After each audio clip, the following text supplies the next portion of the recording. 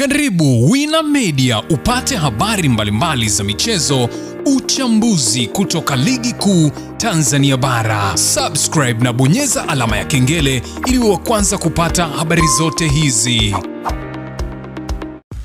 Mambo vipi mwanamichezo, ni wakati mwingine tena mzuri kabisa tunakutana katika chaneli yako pendwa kabisa ya Wina Media, tukiweza kujuzana yale yote makubwa ambayo yanaendelea kwa sasa ndani ya kikosi cha klabu ya soka si wengine bali unazungumzia hawa ni klabu ya soka ya wananchi Young Africans katika mwendelezo wa kile ambacho kinaendelea kwenye kikosi chao. Mambo yanaonekana kuwa ni mazito kweli kweli. Sasa maamuzi yamekwenda kuchukuliwa kuhusiana na kile ambacho kinaendelea kwa sasa ndani ya kikosi cha Young Africans. Kinaonekana mambo kuwa ni tofauti na vile ambavyo wengi tulitarajia. Pengine mambo labda yangesogea mpaka Krismasi, lakini imetosha tu kusema ya kwamba klabu ya soka ya Young Africans sio watu wa kuvumilia, na wameshindwa kuvumilia kabisa katika ile ambalo mimi hapa nimekusogezea kwa wakati huu. Ni jambo gani? Utakwenda kulijua hapa mwanzo mwisho kile kinachoendelea kwa sasa kwenye kikosi cha mabingwa hao watetezi wa ligi kuu ya soka Tanzania bara. Wameamua kuweza kubwaga manyanga na kuamua kuanza upya kwenye timu yao. Nini hicho kimewafanya kuanza upya? Ni hiki hapa, ila kabla tujaendelea nikukumbusha kwamba kama ni mara yako ya kwanza kabisa unatembelea katika channel ya Wina Media, ajua kwamba umepitwa na taarifa nyingi. Sasa ili usiendelee kupitwa na taarifa zetu, cha kufanya ni kitu rahisi kabisa. Kwenye simu yako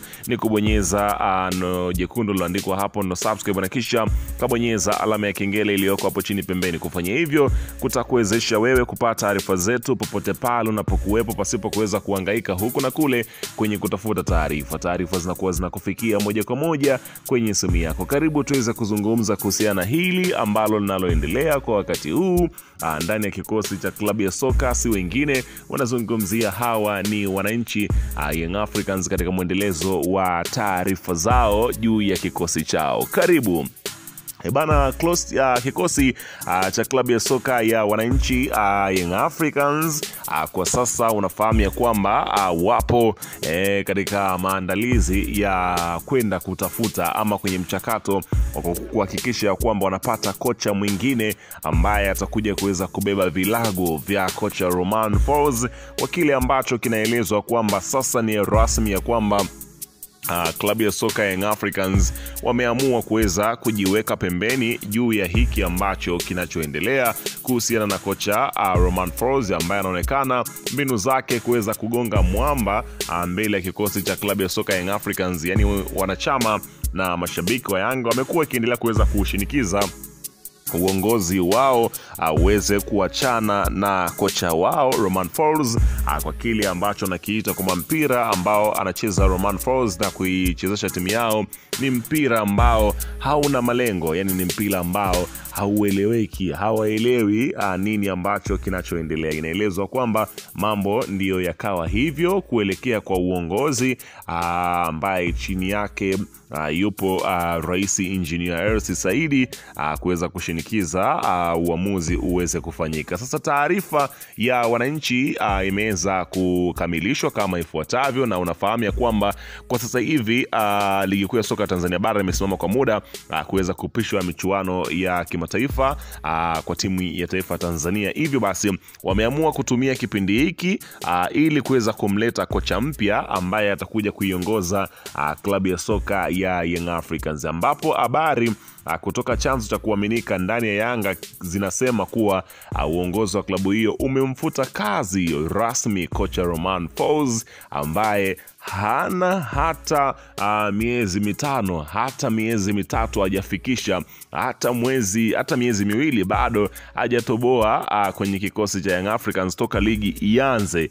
Unaona bana, Folz ambaye kwa sasa yupo nchini Afrika ya Kusini, ambapo inaelezwa kuwa ameondoka ndani ya ardhi ya Tanzania na yuko pale Afrika ya Kusini, ambapo chanzo hicho kimedokeza kuwa maamuzi hayo yamefanyika kimya, huku uongozi ukiwa kwenye mipango ya mwisho wa kutangaza rasmi mrisi wake muda wowote kuanzia sasa. Taarifa zinaeleza kuwa tayari kocha mpya ameshapatikana na atakabidhiwa jukumu la kuandaa kikosi kuelekea mchezo wa mkondo wa pili wa ligi ya mabingwa Afrika dhidi ya Silver Strikers.